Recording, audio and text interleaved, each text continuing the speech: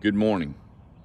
Having goats has been quite an experience. One of the things we did not expect was that they mow all of our yard and all of our pastures. We have far fewer fire ants. We don't have to spray the Roundup on our fences like we used to. The goats eat it down as far as they can reach. And the underbrush, I can see much further into the woods because everything from 5 foot down is eaten.